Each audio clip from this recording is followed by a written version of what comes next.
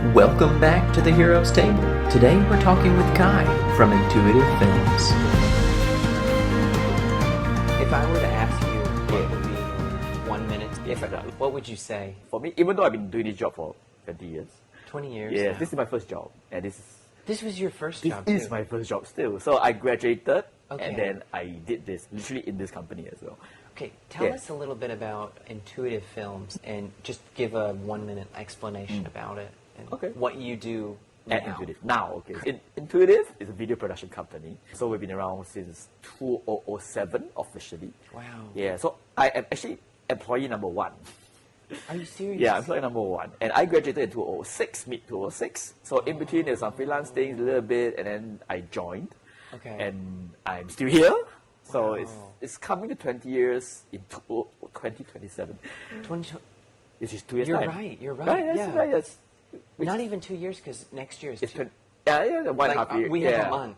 Yeah, and then you can count Basically. from 2026 onwards, right? Oh, okay. Yeah, so it's been a while. It's like time flies. It's No, time does fly. Right, yeah. It really does. You can, especially if you like what you're doing. pretty much, and there's a lot of variety in a sense. So yeah, I joined. So obviously I was very junior, fresh grad from uni, right? So I just did because I did communication studies, so it's relevant. So I was Okay. a producer, I was an editor. We were really small. We were 2 people for a while. So I was employee number 1 and only employee for a while. Really? And bootstrap because my business partner, in a sense, I didn't found a company. I just joined, Okay, okay. and I've just been around for I a while. see. So, But employee yeah. number 1 is like founder status. It can right? kind of in the startup sense, you in get the startup that, right? sense, yeah. Like, because normally if you are in a startup, Yeah. you get a share of it as Because well. you're employee number 1. Because you're employee number 1. Yeah. Like, yeah. It's like you're you're there to Apple, see it's if like- the ship is going to sink. or- Yeah, and you're the one bootstrapping, you're figuring things out. Right. It's like knocking our heads. So this kind of situation. Okay. Because the interesting story is all the whole one thing led to another, right? So in our school, in the 3rd year, we have a internship, professional internship for 6 months, which is great. Okay. And then we get assigned a company and stuff. We get to choose on the list. So at that time, you can choose 3. So I chose 2 production houses and 1 MTV Asia. MTV Asia? As an option. So okay. one production house rejected me. Never mind. I'm going to say its name. Yeah, here, but they're still around. But it's okay. It's okay. I just don't want to talk okay. about it. Yeah, it's okay. Things happen for a reason, Yeah. right? So I had choices for this production house and MTV Asia. Okay. So I thought I wanted to take the practical route. I want to like really learn in a sense. Yeah. So I did choose a production house, which is kind of a hardship tour. Yeah, Because at that year, I had a bunch of friends who also went for MTV Asia for internship. They had a great time because that year they had the MTV Asia Awards. They went to Bangkok and stuff. They interviewed the stars. So it's very fun. That sounds like a lot of fun. Yeah, as an Oh, intern, a big bunch of them. So I went to production house. I was the only intern there from my school as well. Okay. But I learned a lot. And I was there. That's where I met my boss and friend. He was a full-timer there. I was just little intern there. So we got to know each other, okay. you know. And then, we struck it out because he was producer, writer, director. So I assisted him. Because after that term, I still had 1 more semester to go before I graduate. Okay, so thanks, bye. And kept in touch. Didn't really think much of it. Then, before I graduated, he said, hey, I have a project that he took on the freelance. Would you like to be part of it? Okay, it just, all right, just help with transcribing. Very Yeah. minor assistant producer stuff, very junior stuff, just because they're fresh. So I helped. And then the interesting thing is that National Museum, at that time, was Yeah. rebranding the gallery. So it's been a long while. So they needed okay. new videos to be done. My friend and boss was contacted by someone he knew, and then they wanted to do a few videos. So I said, okay, I'll be part of it. So it's still a freelance gig. Intuitive was not a company yet. So I Okay. came in, I assisted. We did 6 videos out of a gallery, which to this day I'm very proud of. Because at that time, he directs and he produces and writes. I'm just the new grad, the freshie, right? So I just want to assist. So, okay, assist. And then the idea was that we were trying to bring in editor to edit and stuff. Because we do the full video from the concept to shoot and delivery Okay. under a design house that was doing all the rebranding for the gallery. And then not enough budget. Would I like to edit? And actually, I love editing. One of the things I did my final year project, I shot it, I edited it as well. Okay. So Yes, I would love to edit it. And this, to me, I'm a freshie. I'm a fresh Yeah, grad. yeah. There's not a very high learning curve because we did many kinds of different genre and really want to push different ways of treatment. Because when you do video for a gallery, it can be something quite interesting. It's Yeah. exhibition, and it's a bit of history. And at that time, National Radio was really trying to be something new because there's a whole impression it was a bit fuddy-duddy in the past. I see. Then they were a bit more AV, audiovisual. So we had did many interesting treatments. We did 6 videos. All 6 of them had different treatments. Interesting. There was green screen, there was animation, there was Wow, you guys interviews. did animation as well. Yeah, a little bit. I mean, got some freelancers to help as well, and then I also figured out some After Effects on my own. So there's a lot of learning curve. So that was fun. So that's sort of the beginning of the partnership, working together for a few months, and then just a few months passed, and he said he's thinking of opening a production house. Would I like to join? I said, okay. At the time, I didn't know what I was going towards. So you just said, okay. Yeah, sure. I mean, graduated. Although at that time there was a bit of a career crossroad. What should I do in life? Because I'm in communication schools. We're not a film school. We are quite diverse. A lot of them do go to journalism. They go to comms and stuff. Sure. I was thinking, should I do production, which I do like. It's my major. Yeah. Or should I go to PR because it's like a proper job at that time. Yeah, I understand. Yeah, but he said, do you want to join? I said, okay. So that started my 20-year career, which kind of, if you think about it, it started when I did an internship. And Yeah. then one thing led to another, and then you meet somebody, and then, so that's kind of the thing that I think going into the business now, and then meeting many people, and in the role of hiring, I do tell interns, internship is a step to somewhere, or something. To something. Yeah, it might be something you like or don't like, but as long as it will go somewhere for you. It's Interesting. important. And I feel internships are important, especially for our field. Yes, It's not just yeah. theoretical, it's a lot of who you know, not in the correct. cronyism sense. No, it's Do you know the dawn of the film media? Yeah. I told you not to do the film this way. I mean, there is a market like that as well. Sure, there's You a know, market who like you know. it's who you know. Yeah, and then one thing that's not, and you make good impression, you make friends, you just make contacts. So the whole don't burn bridges, not to be a pushover, but you know, it's not worth it to burn bridges because you never know. Because it came to a Yeah. point that down the road when we were in the company, I was becoming a producer. Yeah. People who applied, hey, I worked with you before, and you were mean to me actually when I was an intern. Oh, you were mean, or they were. They were mean you. to me as an intern. Oh, 'Cause, so yeah, like you apply. Okay, not to know like then I will reject you and like no throw you down the bus, but you remember. Because the thing is, with the film industry, especially in Singapore, it's a small Very industry. small, yeah. I've got to say, I do a lot of extra work now, and it's interesting because I see overlap in some of the extras or even Yes. the directors that I work with. Yeah. I did one extra shoot a while ago, and I just forgot about the director, and then I went to a set last week. Okay. And then I was like, dude, I recognize this guy. And I was like, I remembered him. But the thing was, he treated me really nice the That's last great. time. Awesome. And then this time around, he was super professional and like one of the best. Like, Awesome, okay. treated me really nice. I was like, okay, now I know I remember him. Yeah. But I think it would be the same. Like when you deal with a not so good one, you're going to be like, Yeah, I remember you. remember the experience. You might not remember the project. okay. You might not remember the name sometimes. So this was a producer that was not so nice to you. And I think it was an editor who was very nice to me. Yeah, and yeah. Okay, so then the question here is, does that affect, like, because you're basically running a lot of the things now Now, on yeah, Intuitive. after a while, yes. You would never hire this individual or want to work with them Okay. through Intuitive? Yeah, I guess, okay, because I think there's two parts. Okay, you want to be professional. So obviously, but then in our business and then after working for a while, okay, as a young person and you know context of people, right, you feel like, how come people are not giving me a chance to break in, blah, blah, blah, why are people hiring their own people? Right. But after working for a while, that is, hey, it's not about discrimination, it's not about people being a closed circuit, it's because there's a lot of high stakes in the work. You need trust. But you trust they can do the work and they don't have drama because there's enough drama on the set for the work. You don't want people to introduce drama, you know, and all that whole like personality issues. So who you work with, sometimes yes, people tend to work with who they know because it's like you want people to watch your back. Yes, and you want to make sure you're with the right people. Yes, and it's Okay. the chemistry, and then you want to work with somebody you like. That's true. As humans. That's very true. Yeah. It's just a natural thing, and even more so when it is film, because Yes. there's so many working parts that happen in a film. And I'm amazed because sometimes the shoots that you guys do, the commercial ones, they could be 30 seconds to even like a minute. Yes, Okay, that's but big thing. before you tell me about all the drama, I feel like I owe you some food. We got a group buy on deer ends, and Kai is like laughing that we're having deer ends for breakfast. Yeah, so bougie. So Is it bougie? it's a flex. I know. Like Is it a flex? they say the durian is like a Singapore thing, right? But it's not. Okay, I didn't need to tell your viewers. People Okay. don't really eat it for breakfast most of the time. Yeah, don't. It's not a thing. It's not a thing. It's not usually. A thing. Okay.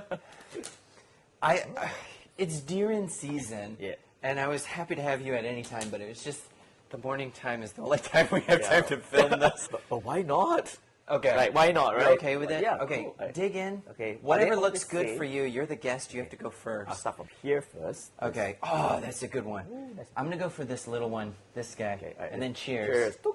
But before we get to that, I will say this: the first time that I was on, because I got to be an extra on Intuitive Films, Okay. Yeah. with the coconut one. Yes. Cara. I saw everything, and then you said it's just a short little thing. Yeah. But I get to this HDB, and I see these vans outside, and I was like, "Is that the team?" Because I see like cases Yeah. of the Cara coconut, and like literally, like Yes. it was on this trolley thing, and I Yeah. was like, "That is a lot. Like, what's going on?" I go upstairs, and there's just shoes lining the hallway, Yeah. and there's so much equipment, all of this. Just so much goes into it, and then I get inside. There's a makeup artist. There's just like director, assistant director, and everything. So I guess it's like when you started out, what was the difference from that Yeah. compared to now? Yeah. So I guess Into This started very small because it was a two-person show. It was really bootstrapped. The funny story, to save my rental, because I'm two of us, right? So I worked out of my partner's home. Okay. It's a maisonette, so the second floor, so I was working in one of the study room, just on the table. And our first computer, because I was editing as well, right? Yeah, was yeah. bought in a very funny situation. It was second-hand PowerBook Mac. Oh man! And then we Okay. bought it from a guy, and then we met him at a car park at like Coven MRT. Like, Yeah. from his boot, he opened up. Okay, this. So You this got the goods. yeah, like Yeah, this got it. deal. Yeah, then we just dealt it, and then that was it. That was that computer that pushed us through for at least I get a good 2 years. Wow. It's not like we have startup money, right? It's not investors' money. Just two Okay. people trying job and trying to keep overheads low. So then we bought a camera after a while. Just something simple, but it works all the time. And that's about it. And then that's how we started. And we had clients, we had corporate clients, we started working, but just very simple, nothing fancy. But obviously for crew and all that, we do hire professionals. So I think from day one, we never scrimp on that quality. Okay. Yeah, because the idea is that if you do not give quality, you're not going to be able You're to not gonna get quality back. Because the idea is about doing good work, good portfolio, you can roll upwards, right? True. Yeah, so crew and all that, yes, we get professional crew, they are like properly paid, they are really experienced people. When we're very lucky that some people that we work with from that time, we are still working with now. Oh, And we're still wow. friends with us. So it's That's like 20 great. years. Yeah. But And- that goes into what you were saying about like when you can trust people, you Yes. know that they're reliable, they're professional. Yeah. You're just more apt to work with them. Pretty much, because although like in the long term we do want to try, because it's renewal, right? And people do leave the industry, they do retire, things happen, they might change job, but there's always a base that we have. So we always say we have like a core team, or like even if we were freelancers, because Yeah. it also gives our clients assurance. Not that I do with more clients, right? Because sometimes if you're they hire us, so Yeah. they trust us as the team, as a company, Correct. but they don't get to pick and choose the individuals they work with. Oh, Yeah, so okay. they do know we have internal staff, which is great Okay. because there's consistency. Sure. Because after talking to them, I realized sometimes they work with company who is basically one person who's like a salesperson, and then they get the job, and Yeah. then they try to bring people together, and then the clients they get like different levels of communication or quality, and then they get a bit iffy. So even for the crew we work with, because it's Yeah. like a known bunch, or we make sure we don't just keep throwing random people at them, because that's our responsibility. Okay. Anything happens, good or bad, it's our responsibility Yeah. to serve the clients, deliver the job. They don't care in the sense who you hire, Okay. because they buy into you. Okay. Yeah, so that pool, a core team of freelancers is important. That's why the trusting comes in, because Yeah, when you yeah. hire somebody, they turn up, you know they can do the job, they understand you. That's like half the battle won. Because you were talking about there's already enough drama Yeah. on the set. Yeah. What do you mean by that? Drama. It's because something like a production, there's 101 variables. Yeah. You're working with different human beings. We have different concepts of what it is. And I think the challenge is, it's not like you're buying a chair. This is the chair, I like the chair, I buy the chair. It's where we want to make something from scratch. Right. And then we describe it in as many ways as possible, through a storyboard, through a script, through talking, a lot of communication. And then whoever, clients need to understand I'm going to get what I think I need and want. Correct. Your people that are working with need to understand, oh, this is what I need to do and deliver. It's all very ambiguous. With experience, you can get project forward. Yeah, right? So even as a talent, to act a certain way, a lot of times the project's not like you have months of rehearsal. You don't even have rehearsal. You turn out on set, this is your character. Okay, you're going to say this. Sure, okay. Then you have to like really almost improvise, but really get into the mode very fast, right? Yeah. Yes. Production team has some time to build up, but they have time to build up doesn't mean everybody else has their lead time. Okay. So being able to deal with all these variables. So variables means Murphy's Law hits quite often. It's part of the deal. I need to be in production. You need to live with uncertainty. Yeah. Yeah. It's if you're like super, I need it to be this way, you're gonna suffer. You're gonna suffer. Yeah. But at the same time, the irony is if you're not in control, if you're not planning, you're also not doing your job. Oh. Yeah. So it's a very interesting mindset that you must be able to plan ahead, list as much as possible out, but then live with the fact it's going to change. Yeah, true. Yeah, it's like a philosophy thing in life, No, right?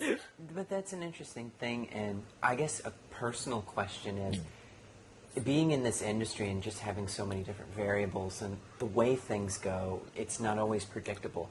Has it changed your own philosophy in life, or is it maybe just even more, you've matured in life in a different way?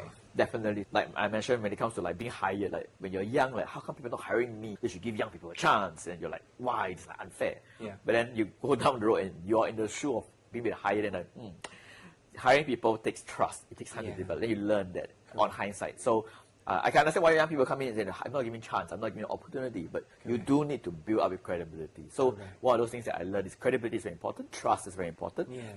It's not even about creativity, to be honest. Because to be fair, I think almost everybody has creativity. Yeah. It's a given. Just how you adapt it, and if you're doing it for like a client work, you're doing it for paid work, it's not about how creative you are. Because there's different, I think one quote I learned along the way is there's a difference between your art and your work. Yeah. It's creative work, yes, it's creative, but you are doing it with somebody's specifications. You're serving a need, you're serving an objective. If it's art, is different. You are expressing yourself. You do have a more leeway to control. Because sometimes in the industry it gets a bit mixed up. Because you have people who are artists, obviously on their own. They are also doing work because you need to get paid, you need to survive. But if you're not sure when you're doing this job, what are you coming in as? It gets complicated. I think that's where the drama and suddenly divas may come in, right? Because if you're doing a job, yes, you're hired because you're creative, you have a certain style, but you're working with a team. You're working with constraints of money, budgets, needs and wants. Different people have inputs. So all these things need, as a person in the industry, you need to balance it. Yeah. But it's also not like you're a pushover, then what's the point? Right. You need to have some sort of say. Yeah. But when you talk about even the divas and things like that, I'm curious to know, do you have any stories? And you don't have to name names. Oh, you do? We do have off and on. Divas is always in the entertainment industry, there's always a diva, right? They talk about it. And a lot of times people assume it's the talent, right? They always say, the talent, the diva and stuff. But it comes to a point that you realize, for either talents, crew, or even clients, the more confident established ones are usually not the divas. Really? Yeah. I think there's also, on hindsight, how they become successful, it's always because they are not a diva, I think. Right. Okay. Yeah. Where some would, and I will attribute it, maybe it's over psychoanalyzing. People are diva because they're a little bit insecure. Yeah, a bit defensive. Then they act out, right? That's like true. They want something, or they're like, oh, how can you not know I need to do this? Yeah. So sometimes you have people who are like, oh, they will fudge their lines, but then they like act like it's very inconvenient, like, oh, it's all your fault. But it's your job. Yeah. Yes, a set is stressful, a lot is happening. Yes. Yeah, but as a talent, yes, you have your stress. You have to memorize lines, you have to perform, but that's your role. It's true. Yeah. That's interesting you say that, because I've been on sets before where it has been like that, and that's an interesting to notice, because it's like them trying to push it back onto the crew is making noise, or someone's taking, stop moving, that kind of thing. Yeah, or like, why is the camera right here? Like, when I was practicing it, and it's like, eye, kind of thing. Yeah, okay. Yeah, but you know, professional ones, and that's for talent and for crew, or even for clients, they've been there, they've done that. Yeah. They are very grounded. Okay. So they know things happen. So it's part of the job, part of your profession. Correct. And acting out doesn't help anybody. No, it doesn't. It doesn't. And making a fuss like that or anything like that is not the way of going about it. And to be honest, nobody will fight you on the set because everybody wants to get the job done. And they know there's no point antagonizing the talents. Good teams will know not to antagonize talents. It's not a win-win if someone will scold you and fight you and start arguing why you shouldn't. It's not the occasion for it. The shoot, you're running a very tight schedule. Time is money. Yeah. Trying to argue who's right, who's wrong, that's not. So in a sense, you might not know that you're not doing the right thing. Oh, okay. Yeah, because no one has time to re-educate you sometimes. Interesting. Yeah, sometimes if people so-called scold you, actually, it's good for you. Yeah, then they actually care. Yeah, to like, hey, you shouldn't do this. Because if you do more of this, no one's going to hire you. You have a reputation that's going to spread at you. So do you have anything in particular where you've seen somebody get scolded and it's like, what was the specific scolding about? And Yeah. Okay. I guess, fortunately, when I started and also in the way we run the company is usually it's quite harmonious. But obviously it's also an issue. If something comes up, we do need to be hard on people. But I think we're a bit too soft, so we're trying to learn better. Sure. Because we do hear from the veterans in the past, or even now it's lesser because it's a generation change. In the past, the film sets are high stress. You have the OGs, and they're gonna scold you. They're gonna F-bomb you. We have people from Hong Kong, very experienced directors and the DOP. They're gonna it's not about saving face. Like you F up, I'm gonna pop up. I'm gonna say it across the set, loud. Okay. Yeah, you're gonna just get, and you suck it up and you move on. You have obviously this in the past. It's borderline. Is it abusive or is it just school hard knocks, right? And you get interns or production assistants who get just because you are so fresh, you do stupid things. It happens. We've all done stupid things before. We do. Yeah. That's how we learn, though. Yeah. But sometimes getting that direct correction in your face, yes, actually lessens the amount of time that you need to learn things. You just as long as it's not abusive, like you said. Yes. Sometimes just feeling that cringe, everybody's looking at me. Yeah. You never do again. Yes. I don't know. I have mixed feelings about Yes. it because it's like when I look back at my own experiences in life, I'm like, yeah, I didn't like when I got called out at that time. But at the same time, it's like, I never really did that again. Yes, it's true. But because now we do talk about being professional and being more aware of how people are reacting. Because the flip side is, yes, you get like that. Some people will thrive. They'll go, okay, I'm going to do it better. And then they get really good. And somebody will just, oh my God, I got to leave the industry because it's so toxic. And it happens, unfortunately. Especially if they're new. Yeah. And they're like, this culture shock thing. Okay. I'm an intern. I'm a PA. It's my first few sets. And I just get bombed like that. But that's also in a lot of other industries. Yes. And that's how you know whether you're fitted for it or not. Yeah. Because if you really want to grow and learn, you'll stick through it a lot of times. Yeah, so I guess for us, it's also kind of point that it needs to be balanced. Yeah. So I guess the industry also has this thing, because we always complain, oh no, the kids nowadays are very soft and stuff. But at the same time, they do end up making the change in the industry that, yes, no more of that F-bomb. Because apparently there are some ridiculous rules that we never had on our set where, all production assistants cannot sit down on set. Really? They're not, apparently some sets practice that, because it's like school of hard knocks, right? You're the rookie. You can never sit down, train. Yeah, you just stand for 10, 12 hours. Gosh. And if you sit down, someone's going to bark at you. Yeah. Apparently there was that school as well. But if you look at hindsight, it's still like hazing. Does it really improve a quality of a person and their professionalism? True. Yeah, but some people defend, it makes people have the grit. So, it's a mixed bag. Yeah. Okay. So maybe rules like that may not make sense anymore. So we obviously don't have that kind of rule. But you think, why can't someone sit down when it's in between? But I guess then the nuance is, yes, you can sit down because we have nothing to do, you sit down. But it doesn't mean you sit down, you play your phone, you just daydream, you doze off. That is more of an issue. Yes. Okay, I'm glad you differentiated that, because I've actually seen that, and I told you about the set that was the kind of disaster set. Everyone's just like...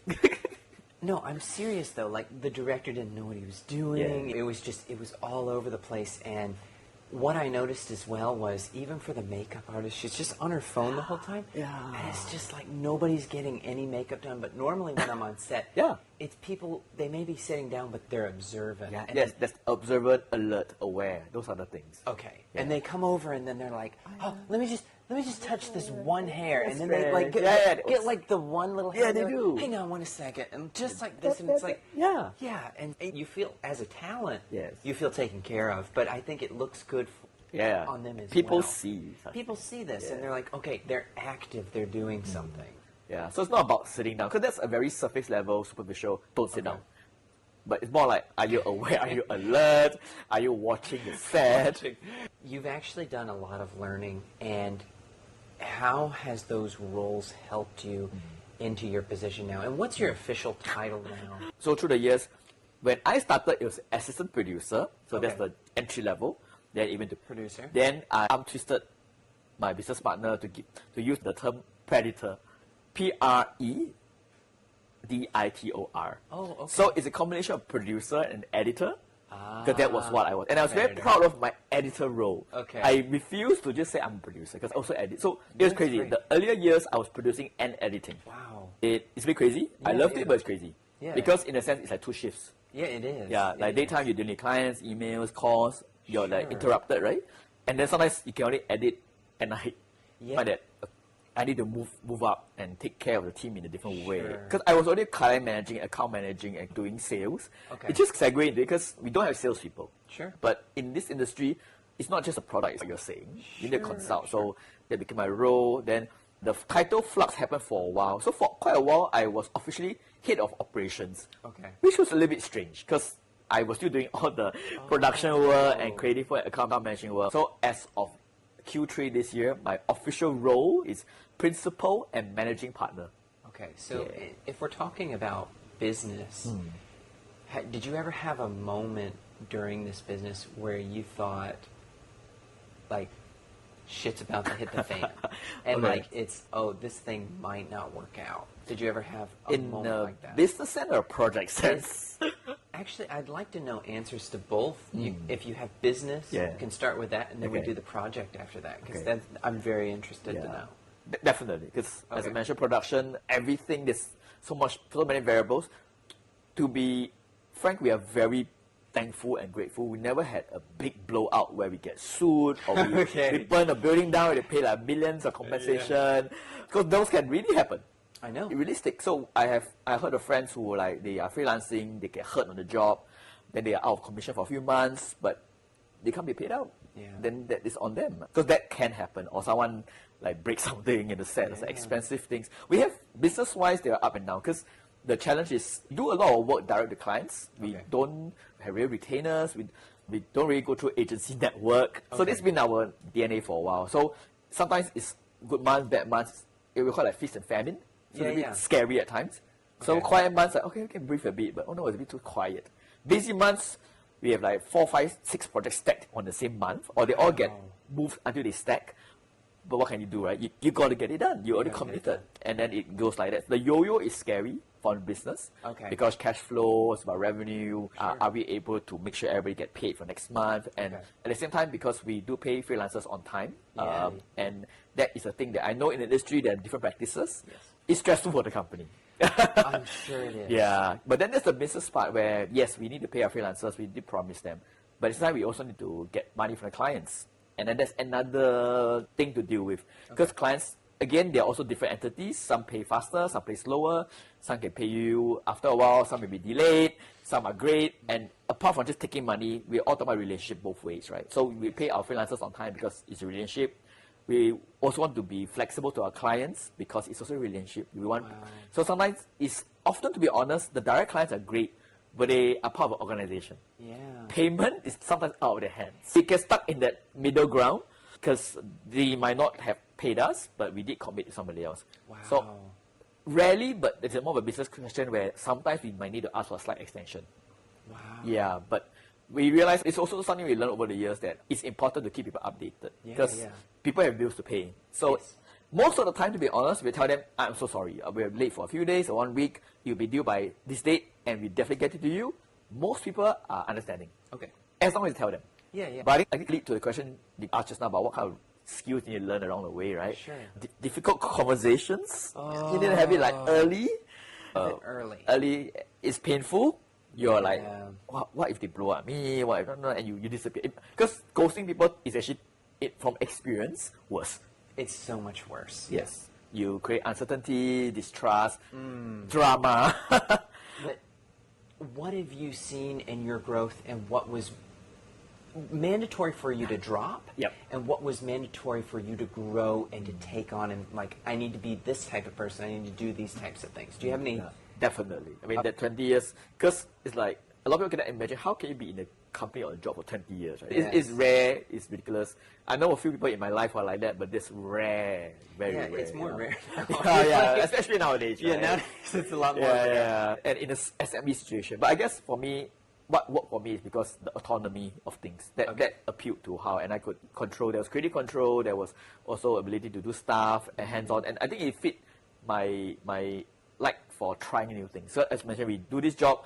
It's scary in a sense because there's so much high stakes to learn something and get it right on that job. Yeah. Which again, grateful we managed to pull through most of the time. We didn't disappoint most of the time. Yeah, and at the start, it's really about the skills like editing. So very straightforward skills like craft, editing. So a lot of software, going to like message boards, going to like forums to ask questions. So I did a lot of that because employee number one, only employee for a while. Yeah. We only had one editor for a while, so I had no one really to learn from.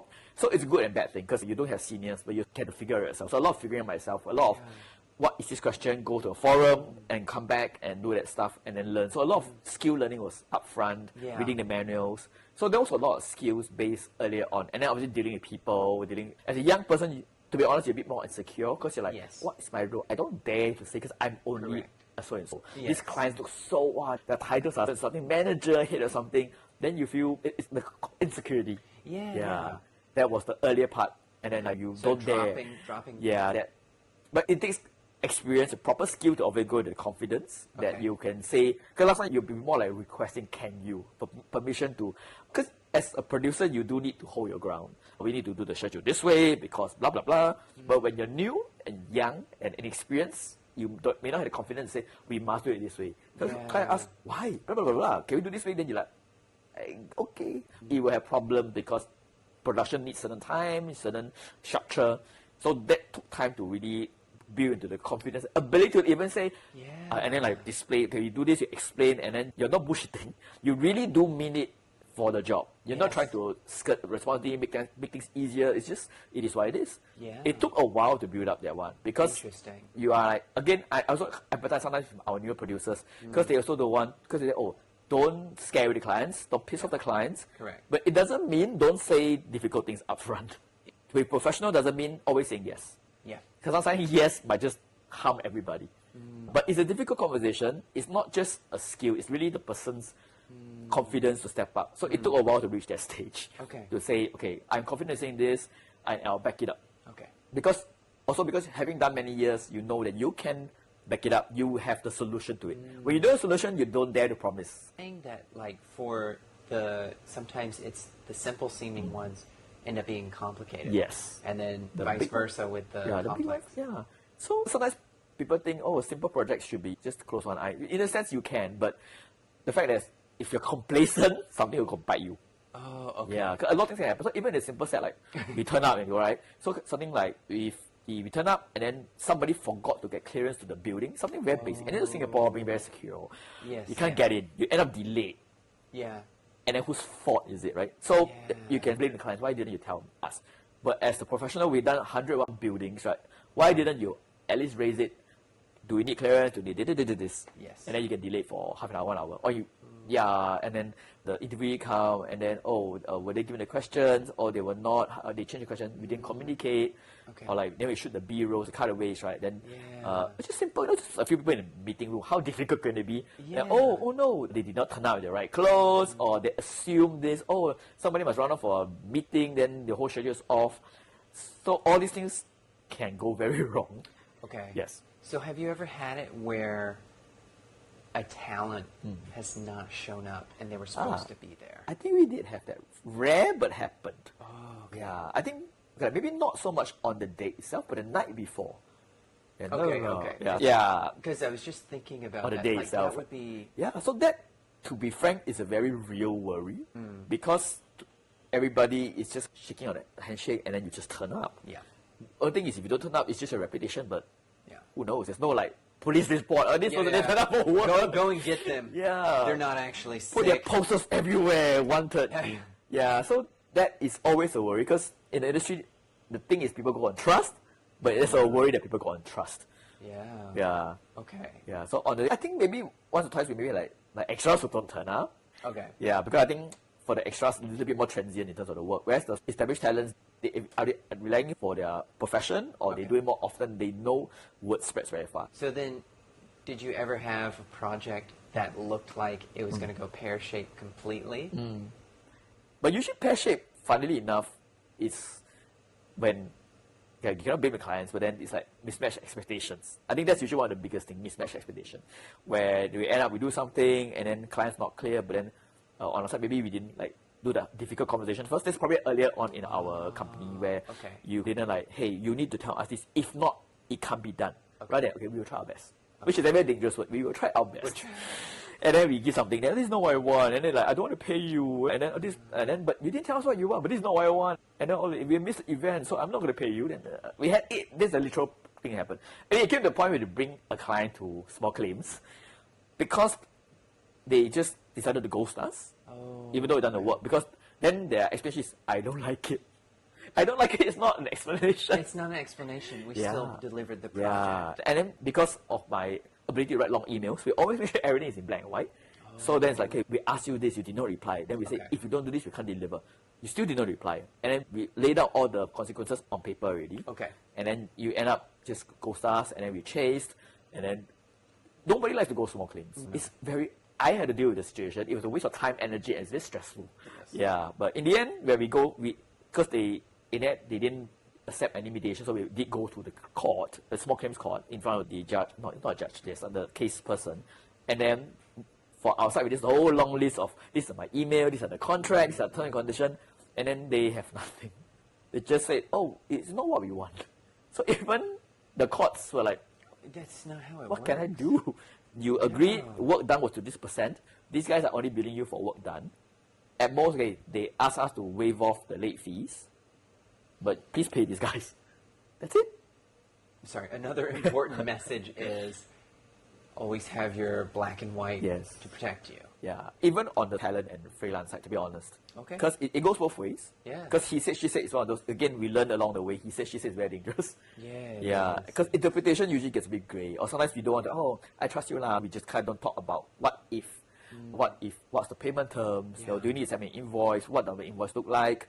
Who's going to contact you for the payment and stuff? It's professional and it's also the human aspect. Because we're all in it, yes, we're doing it for the passion, we love doing it. Yeah. But it's also, payment is part of the agreement. Yeah. The question then is, when you got into this industry, did you have any pushback from your family? At that time, because I took communication studies, which was a proper degree, so I think they didn't have issue with that. Okay. Previously in JC, I was doing some theatre as part of school. Oh, you were? Yeah, like Chinese theatre. Yeah, because I was in Cheong, so Chinese drama was a big thing. It's like this huge ECA, and I was very active in it. Then my parents were very worried I'm going to go to the theatre. Because theatre in Singapore is tough. I understand. Yeah, as a livelihood and stuff. I think theatre anywhere at this point in time in our lives. Yes. Always been. It's like just like underdog stories. Yeah, right? it's underdog story. Yeah, so I think they were very worried then I'm going to go to the theatre. Okay. Yeah, but it's fun, it's interesting, but that wasn't really my calling lah. But I did communication. Then I went to media, but I guess to that point, by the time I graduated the degree, there's not much they can do. I guess they wish I could have done a bit more proper job. Because at first when it was like a little startup, not even startup, like the bootstrap thing, hours were all over the place. There was no like proper office. I was dressed like whatever it is, which is great. Yeah, like, we love this. Like, yeah, like after my Bermuda that's part of it. That's like so like it's one of the perks. Yeah, so my parents were worried like, what's this? Yeah, like are you actually working? And like you go on set, you're spending many hours. It's not like getting overtime pay. Parents do worry about overtime pay. You know, what kind of is it gonna be pay raise? Is it gonna be a bonus? Because everybody else on the degree, a lot of them are doing bigger proper jobs. They have a company with a name that people recognize. Like, what is this? Yeah, they're like or in the government service, or in some ministry, they're in an executive role or a manager role, they have a name card. Head of sales. And here I'm like, what is this? I'm going to work in my like messenger bag and t-shirt and bums. Sometimes I can just like come back at what time, I go to work a bit later, then what is it? What is this? So was there ever a point where they just realized like, oh, never mind, we get this? Or like I guess they never truly got what I was doing. Still. Yeah, but I do try to show them the work. But as you said, sometimes the videos are short. But then, they will say that's it. 30 seconds, that's it. So it's like, it took months and years and months to work through it. But I mean, it comes to the point that, because both our parents are not highly educated, they're also not English speaking. So to them, this is a very different world. To them, it's media, it's MediaCorp, Channel 8, which we grew up watching, right? So that is to them media. Corporate video and commercials. They never put two and two together that in between the shows, those commercials are made by people. What you're doing. I know. Exactly. Yeah, and I do try to say, because we work with pretty interesting people, like we work with government, so we met so-and-so minister, we went to so-and-so places, so name dropping those commonality, and a few years ago, we did a short film for a mini-series, short film for a government client, and then it was narrative. So they need a location, and then my house became the location. So that's when I think my mom saw production. Because everybody, and it was a narrative, so there's a lot of people and stuff. Right. So there was like talents, there was somebody they recognized, because it's one of those established MediaCorp artists, veterans that he all recognized. Then all the equipment kept coming in, the crew and stuff. They kind of got a sense, this production. Then I said, look at and I got to sit near the director's monitor, listen to it to get a sense. Yeah. And also, I think one shoot earlier on, I needed caliphate, I needed extras who are elderly. So I think it was to sit on the bus with passengers. So I got both my parents to go there, just go sit. And because we managed to how wrangle the bus route to be around my home. Because most of the jobs, if it's more corporate, I can't really involve them. And they're like, what is this? They won't watch a corporate video.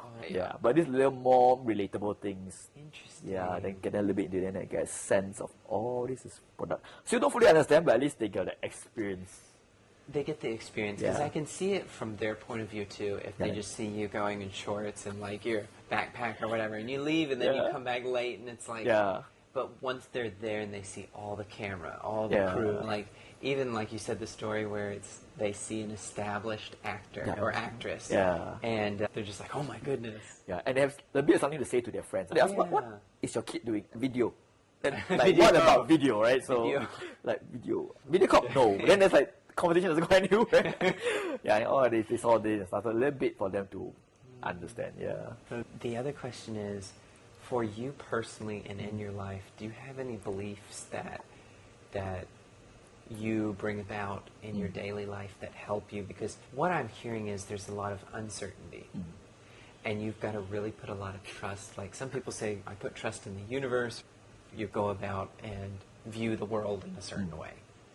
I think definitely, because the good thing is because this company is so bootstrapped, so it's very personal. I'm not working under a structure. We can't build a structure from scratch, right? And it helped that my business partner is also into this whole spirituality thing. So when we talk about work and project and business, there's also the aspect of sometimes not to say, it will come, it will come. You can't really do that.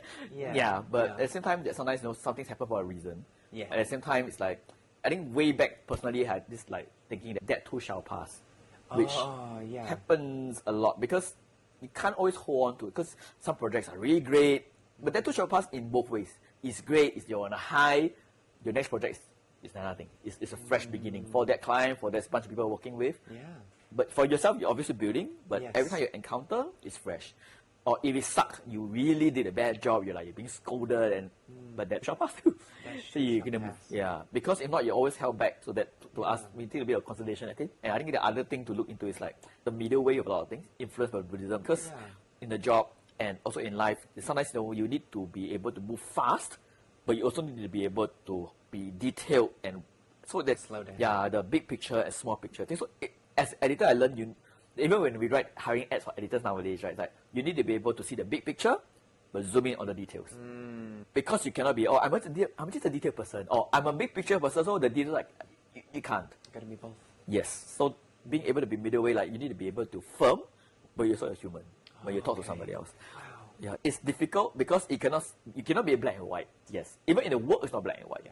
You don't tell this is a villain, this is a good person, this is the way to do, this is not the way to do. Because times change, tools change, things change. Like you have clients who are big clients, small clients, they are all clients. You take it for a reason, and then how do you juggle them? It also depends. So being able to strike that balance and keep holding that middle ground, because there's so many things like blowing every day. For us, because we take multiple projects, at any time we can be between 5 to 10, 12 projects at a time at different stages. And then sometimes you need to be on the ground running, so you're physically active. sometimes we are planning and plotting, like strategizing or concept development. There's a more quiet pace, and then we edit, it's a different pace. So it's, yeah, if you're someone very hard on, I'm only like this, Yeah. I'm an extreme person, Sure. maybe in the context of a team, someone will balance you out, Okay. but you yourself might find it difficult. Yes. Because you're always on the one edge, either edge. Too slow, too fast, too loud, too quiet. Oh, okay. Yeah. Okay. That's some great life advice, too. You've got to be flexible. You've got to be flowing. This will be my final question. Okay. Do you have any bigger dreams that you want to grow the business to, or just even personal dreams of your own that you're pursuing now?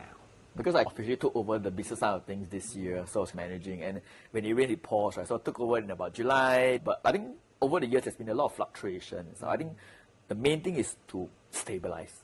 It's not like a very grand dream of like, I only had like 50 million, whatever those crazy numbers, right? It's really not about numbers at the moment, because I think to look at the fundamentals is to stabilize. Wow. Make sure the business is on good ground. Okay. It's self-sustaining definitely, because we don't have like investors or angel investors. It's really whatever we earn, we pay ourselves, we pay other people, we pay the profits. It's that kind of very SME thing. At the same time, I think the big thing we try and do is over the years we never really put ourselves out there. So we're very fortunate we do have clients, to be honest. Yeah. Then they come in, they can refer. But I think it comes to the point that maybe to do with confidence as well, that we should put ourselves out there, the work that we do and the people that we have. Because from the talking to clients, because I guess I'm the frontline talking to clients, like when I can, I ask them, oh, how do you know about us? And why do you come back to us? So that we know what is the thing that works. Because not all clients will like us. Sure. And the ones that, you guys put a very good human touch, especially to B2B videos. And then, so I see there is a gap, or there's a niche for us to go into, and it works because nowadays I think everybody understands, even in the corporate environment, that the human touch, empathy, communication, human interest stories are important. So I think let's try to get that word out, because this is a skill, an expertise. It's very hard to sell, and how to differentiate by costing and pricing. That's the thing we've been dealing with for a while. Like, we are at this price, we're not the cheapest, we're not the most expensive, but the people that we have can do this. It's shown in the fact that they can interact and talk, and the process is very smooth. You don't have to fight us for like typos and stuff. Apparently, some things clients get dealt with where they take a edit and they do 101 typos and like, oh my god, why is it like this? So things like that, we say, if you work with us, these are the baseline that we take care of. It just makes a big difference to your whole process for timeliness and just your stress level. But I like that goal. That's a good goal to have, because it sounds like you want to create a culture for your company. You want to also, it's not even create a brand, because you have your brand, that human touch, but you want that visibility for it. You want people to see it, and because it deserves a bigger platform. You guys have been putting in a lot of good work. Thank you. So I commend those dreams, and having that stability is always a good dream. Thank so, you. Yeah. Yeah, I appreciate that. And again, thank you for showing up and having durians for breakfast. I'll get more of that after the camera stops. And then once we cut this off, we're going to eat more of this. But Kai, thank you again for showing up. Thanks, John, for the very nice morning conversation. Yeah, good morning conversation. We should have more of this. Yeah, we should. Yeah. Can. Cool. Okay, cheers. Cheers. Cheers. Thank you.